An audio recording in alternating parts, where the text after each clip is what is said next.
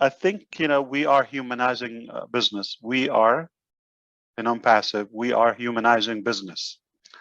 I often see a lot of businesses, they have great transactional format for their business. It doesn't appeal to me.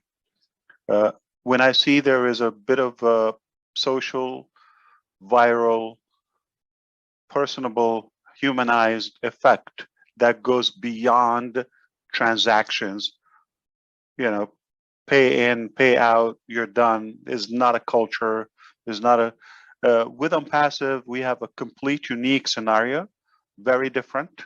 And it is more than just a business.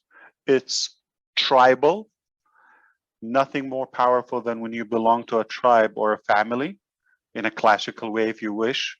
But we have so much in common, and we feel this thing belongs to all of us.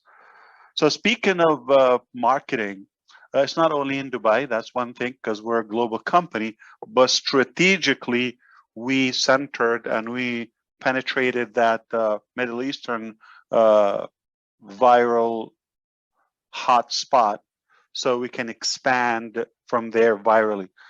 I would like your attention for a couple of moments, because this is important. You would appreciate the information here. Nothing better than having success by design. There's so many other businesses, they are having an unbelievable level of success, historical. We know a few names, at least of them commonly. Most of us know them. It just came as an accident. It came as a result or a reaction to something. They were looking for something else turned out. Still a good success, but nothing more impressive, more solid, more strong, more appealing than when you have success by design. You are commanding the steps around you, the steps ahead, and that's exactly how it happens. So let me get your attention on one thing here. I have seen companies, I constantly try to observe companies and their ways of whether failing or succeeding, or when did they do good, and when, and that's a good thing. So somebody was ahead of you in that direction. I have seen companies or businesses or ideas, individuals who come up with an amazing product, valuable. It could be a small physical product, it could be a platform, and then they realize they have something in hand, and now let's form the business. Now let's see how can we market it, or figure out the budget, or staffing, or how do we go. That's why you see so many new startups. They are brilliant products. They're definitely disruptive or usable at least. They go to lending and loans options. They go to Shark Tanks or those business programs, seeking that advice. We have something, it worked, but what do? How do we market? They look for the advice, they look for the strategy, they look for the plan, they seek for the budget, obviously more capital, and mainly marketing. So that's why they try to have somebody more savvy or a public figure on board to save up the ship. I have seen companies who really put the effort on the marketing aspect, but they don't have anything that is worthy to sell. So it gets a lot of attention for the wrong reason, no idea how. It just goes viral. It's a very short lifespan. Now, I want you to put the two together, okay? That's where ONPASSIVE is a done deal. We know exactly what we have in hands. And we know the importance of marketing, the importance of budget, the technical preparations that my brothers are talking about here. Okay, so if you're aware of all of that and you put all the dots in line, that's when it's a perfect business model. I'm going to repeat that differently. Okay, in ONPASSIVE, not that we only have one worthy product, we have enormous amount of value piled up that will sell on its own naturally, organically. Yet we love marketing and we know the game, and we're experimenting new areas and navigating new options of marketing that they've never been done before. So there is this new term of compounded ripple effect marketing. You do one thing and you build on it, you stack the cool, you expand further, the horizon, bigger, bigger, bigger, bigger. Unstoppable.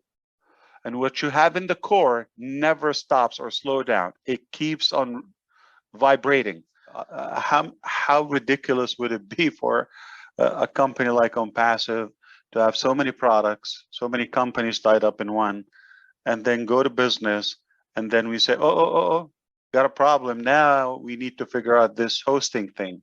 Now we need to solve these security issues. We are so blessed by design to have this pre-launch and the co-founders phase where we're able to test before we are out open to the public, where failure is not an option. You cannot figure things out back then. So it is really a good thing, by the way, when we go through some small incidents here and there. Some you know about them, some you probably would never know about them. All mechanical things, just a headache, you don't need that. Beautiful that we go through that now, not when the clock is ticking, when we're holding somebody's commission or somebody's business or products or communication, or they have complete reliance or dependency on our business or our product. So it is really almost zero risk at the moment, because no harm. Even if we make mistakes, it's really helpful to go through the mistake. There's not a problem that we will be solid or completely secured from that unless we go through it.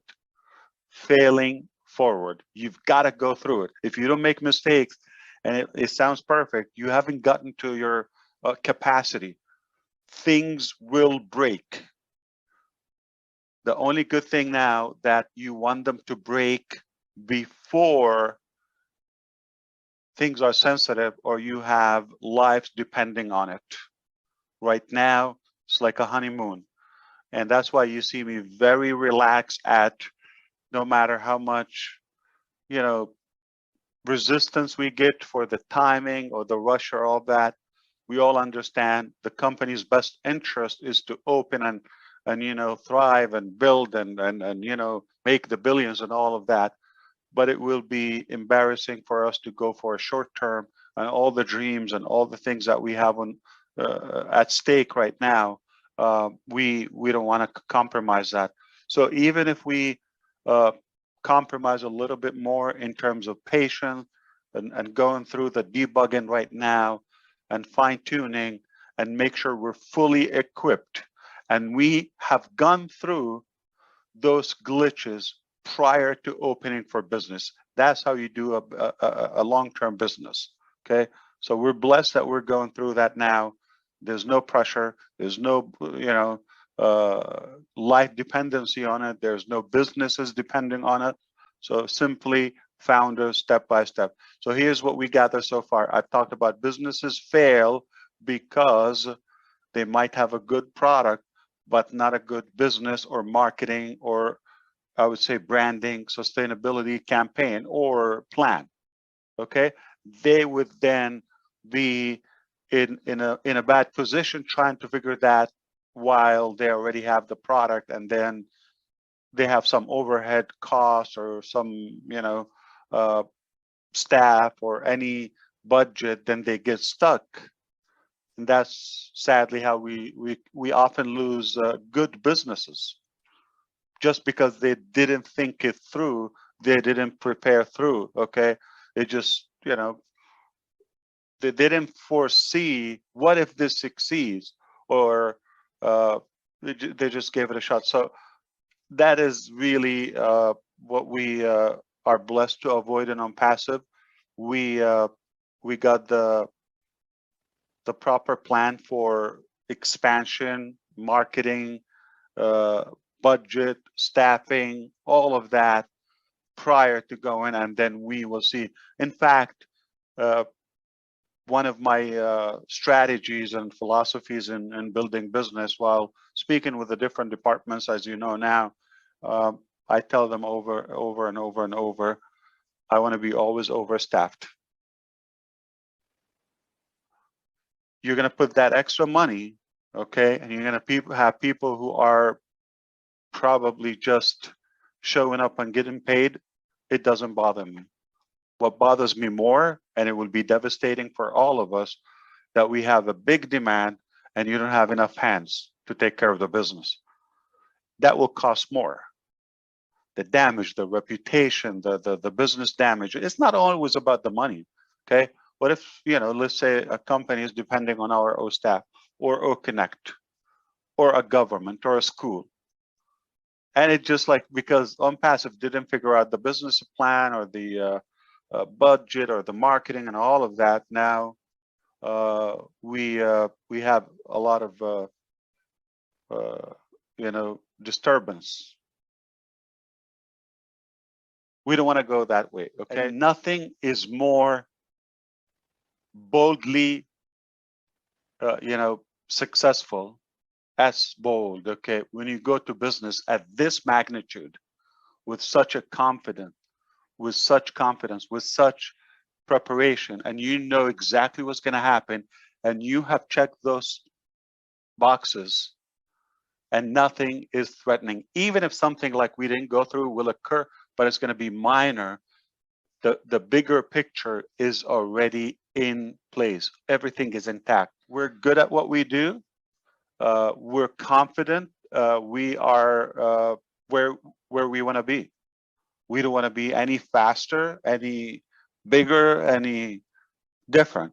We are perfectly where we designed to be, and nothing more successful. Like this is the ultimate success, where you are in control of your destiny. You're not, you know, having to do cross fingers every day. Let's see what the market or how, which wind is going to swing us today. Okay, no, we're completely stable and in control of our destination and our destiny. That's a beautiful thing. You don't want to be in a better position. This is perfect.